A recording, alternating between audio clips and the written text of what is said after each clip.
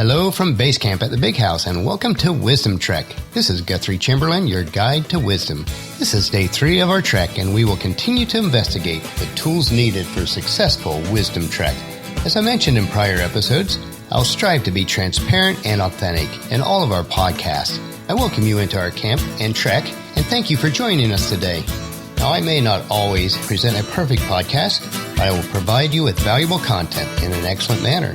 Today we are recording our podcast from our studios at the Big House in Marietta, Ohio. It's been a beautiful but slightly warm week for mid-spring in Ohio, and it sure makes me want to be outside on a trek for myself. Growing up on an apple orchard in a small farm, even after working indoors most of my adult life, I still yearn to be outside, working in the dirt and enjoying nature. If you'd like to learn a little bit more about me, check out wisdom-trek.com about Wisdom Trek. We are continuing to consider what tools or equipment we need in order to have and ensure an enjoyable wisdom trek. Yesterday, on day 2, we looked at the core, the fundamental tool, which is love, which encapsulates all the remaining 8 tools that we will consider. I do want to mention that while the podcast that you listen to each day will be very similar in nature to the journal entries, you may want to review the journal entries as they also include pictures, tweetable sayings, and free downloadable PDF documents or tools that will be helpful along our journey. You can access those tools from the free resources page at wisdom-trek.com. On day 2, I challenged you to visualize your life as a wheel, with love being the hub of that wheel, and the remaining tools or attributes as the spokes stemming from a perfectly round hub. If you have not listened to the previous episodes, day 0 through day 2, I would encourage you to listen to those podcasts or read the journal entries for those days. Another analogy that I used was that we need to consider the attribute of love in our lives as our backpack on our trek, which contains all the other tools or equipment that we may need for a successful wisdom trek. The backpack is an essential component, for without a backpack, the trek of life would be much more difficult, if not impossible. The remaining spokes on our wheel, or tools in our backpack, are joy, peace, patience, kindness, goodness, faithfulness, gentleness, and self-control. These attributes should be manifested in our lives in the same manner that an apple tree would bear its fruit. So today, we will inspect the tool or attribute of joy.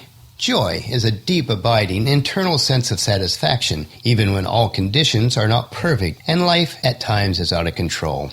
Unlike happiness, which is based on happenstances or what happens to us, joy should remain during the tough times of life. We can be sad or disappointed about a situation or circumstance, but still remain with a deep sense of abiding joy. To grow in wisdom is to realize that while our circumstances can impact our happiness, our true internal joy should not be impacted. To be a wise person, we need to understand that sometimes life is rough and not everything turns out as we envisioned it. Paula, who is my wonderful wife, her bride of nearly 36 years, and I have been in some deep valleys, both in business and with some family issues, but we have also been able to experience the glorious summits in life. Through it all, we strive to maintain the joy on a daily basis. We will disappoint ourselves at times, and our family and our friends will disappoint us. This is a given. It's a fact of life. And if we have the unconditional love for ourselves and others, we can maintain a joyful spirit.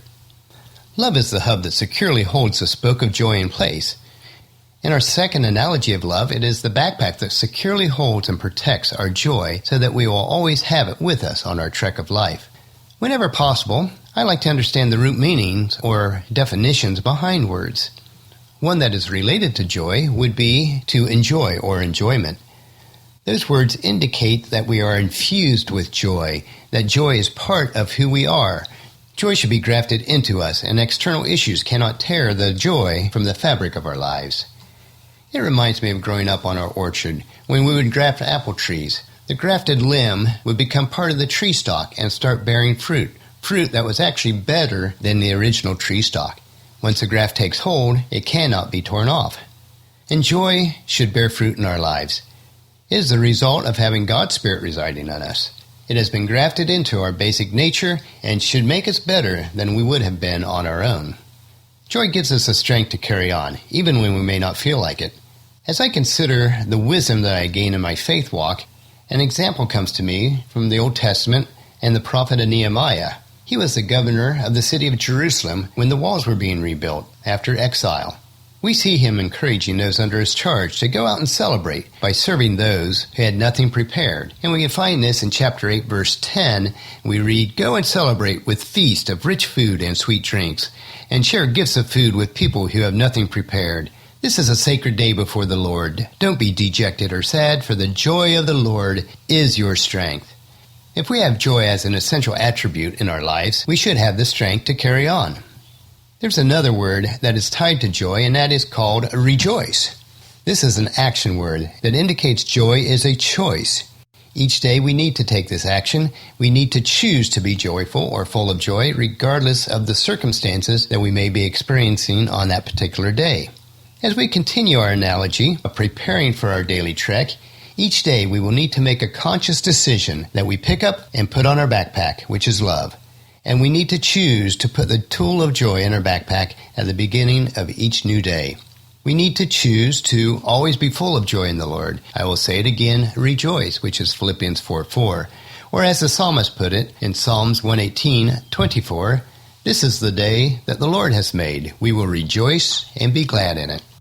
Going back to our wheel analogy, today and each day, let us make sure that the spoke of joy is securely fastened into the hub of love. Let us consciously place the tool of joy into our backpack of love. Will it be easy? No, not at all. Life gets in the way, and sometimes life is just plain messy. But I would still rather rejoice through the rough times by placing the stones of joy on our path rather than to get mired in the muck of self-pity and sorrow. Well, that finishes our podcast for today. Tomorrow we will inspect the tool or attribute of peace and how it impacts our lives. Please check into the camp tomorrow for another day of Wisdom Trek, Creating a Legacy.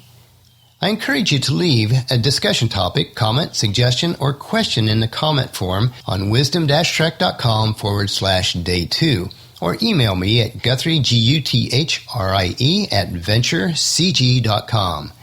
If you have not done so already, I encourage you to subscribe to Wisdom Trek.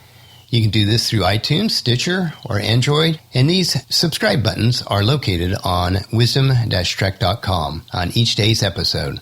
And I'd encourage you, if you would, to leave us a rating on each episode and spread the word to everyone you know to join us on our Wisdom Trek. I thank you for that.